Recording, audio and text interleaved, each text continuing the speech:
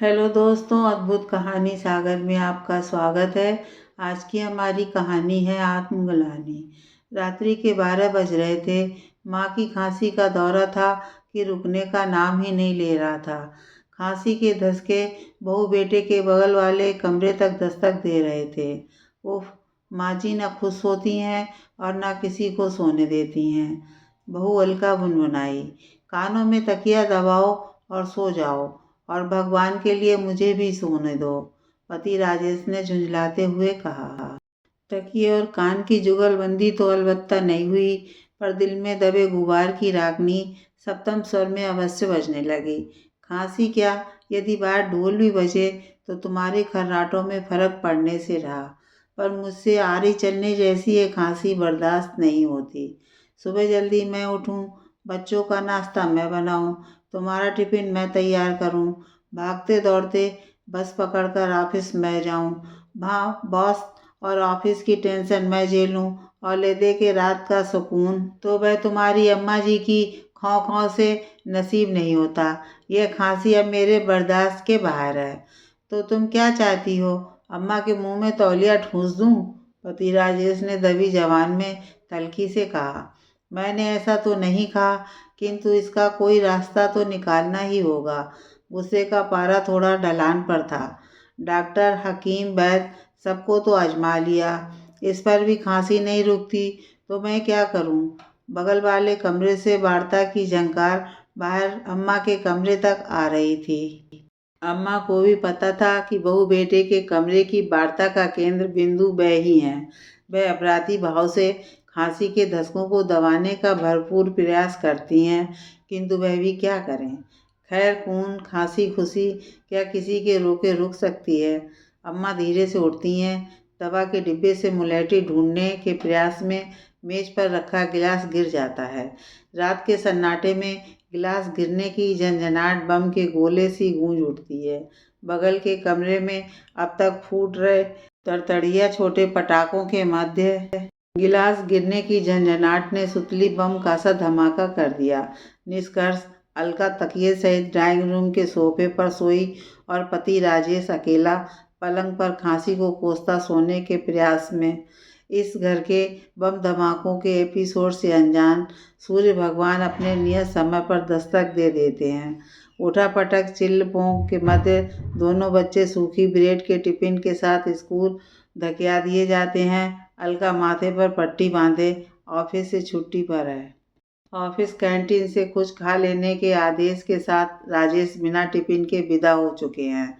अम्मा घर के टेलीविजन पर चल रहे एपिसोड में अपनी भूमिका से पूर्णतः अवगत दिखावे की माला जप रही हैं।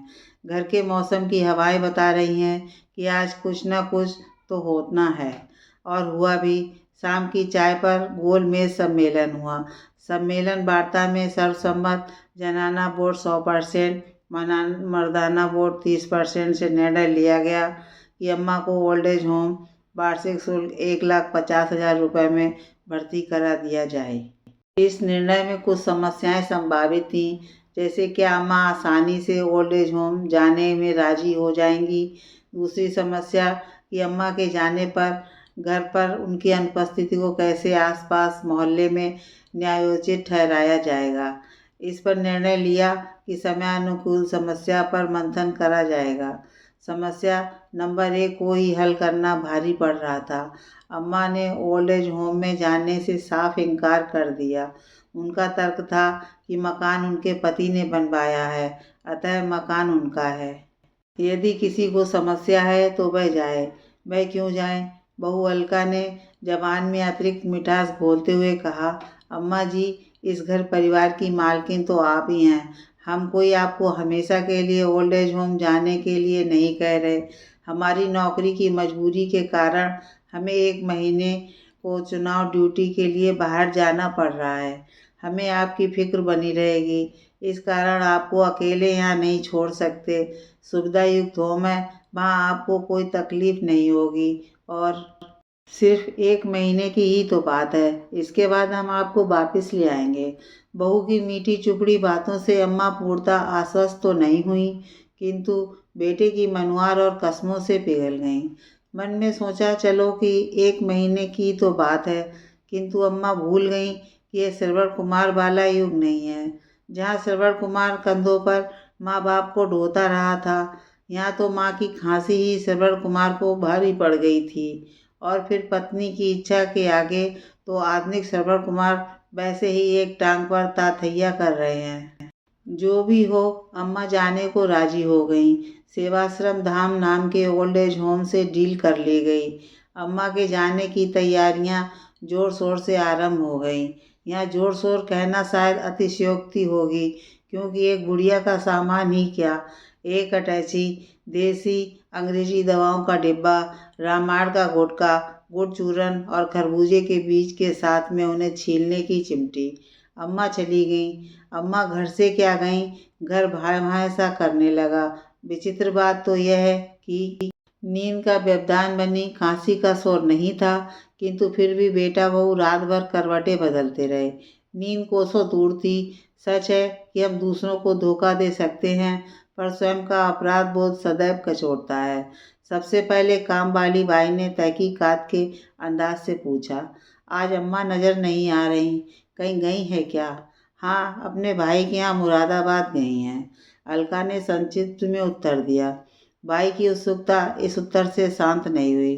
पहले तो कभी अम्मा ने अपने भाई का जिक्र नहीं किया, और फिर अचानक कैसे जाना हो गया? तो क्या वह तेरे से इजाज़त लेके जाती, और फिर क्या हर बात तुझे बतलाई जाएगी? देख, वहाँ कोना छूट गया। अम्मा को छोड़ और ध्यान से पोंछा लगा, अलका ने तल्खी से कहा। अम्मा के अचानक चले जाने से संबंधित घटना की यह पहली तहकीकात थी जो घर की बाई से आरंभ हुई थी। घर की बाई को किसी खबर के लगने का अर्थ 10 घरों तक खबर का पहुंचना होता है। अम्मा के यूं अचानक चुपचाप चले जाने की खबर के पांव लग गए थे।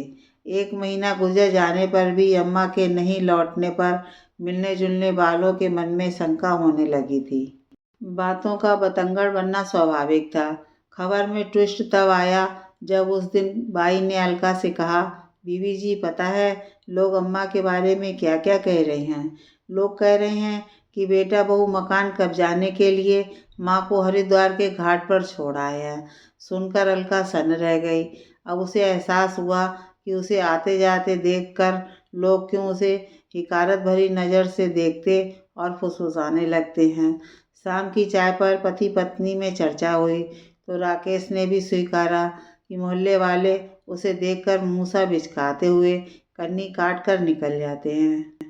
एक तो माँ को चुपचाप ओल्ड एज होम में डालने की आत्मग्लानि, ऊपर से मोहल्ले में होने वाले सामाजिक बहिष्कार ने दोनों का मानसिक तनाव बढ़ा दिया।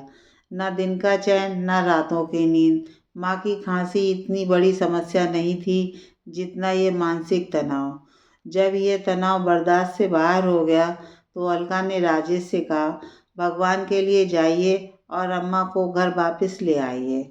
हमने जो इतने रुपए ओल्ड एज में जमा किए हैं वो तो वापस मिलने से रहे। राजेश ने शंका प्रकट की। रुपयों को मारो गोली, बस तुम अम्मा को ले आओ। अपने कलेजे के टुकड़ों औलाद के लिए जिस माँ ने ना कभी दिन देखा ना रात, वह मात्र एक फुटबॉल बन के रह गई थी। पहले ठोकर मारो, गोल चूक गया तो अपने पाले में वापस ले आओ। राजेश ओल्ड एज होम में पहुंच गया था। ऑफिस से माँ सावित्री के कमरे की खोज खबर लेने के बाद राकेश ने देखा फूलों की बगिया के बीच पड़ी बेंच पर बैठी माँ बीज छील रही थी। राकेश को अचानक सामने देख कर सावित्री चौंक गई। मन में अनेक विचार कौंध गए। स्वयं को संयत करते मुस्कुराकर सावित्री बोली, तो तुझे माँ की याद आ गई? बहू नहीं आई? माँ घर चलो, मैं तुम्हें लेने आया हूँ। सावित्री गंभीर हो गई।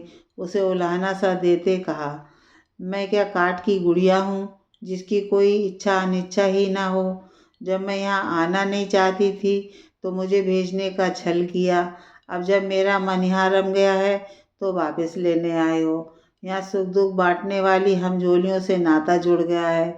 यहाँ योगा, मनोरंजन, सात्विक आहार, डॉक्टर आदि सब हैं। मैं यहाँ बहुत खुश हूँ।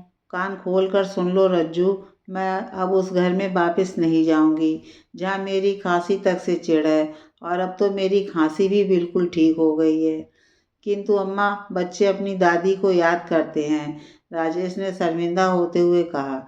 यह भावनात्मक लॉलीपॉप किसी और को देना रज्जू, मैं अब लौटने वाली नहीं। माँ को वापस ले जाने के समस्त दांव पेच फेल हो चुके थे। इधर कुआं उधर खाई, माँ टस से मस नहीं हुई। निराश, दुखी, स्वयं से शर्मिंदा राजेश भारी कदमों से लौटने लगता है। हारे हुए जुआरी की भांति झुके कंधों से लौटते इंसान के कदम उस आवाज़ से थम जाते हैं जिस आवाज़ को अपने जन्म से सुनता और नकारता आ रहा था। ठहरो रज्जू, रुक जाओ। पूत कपूत हो सकता है, पर माता को माता नहीं होती।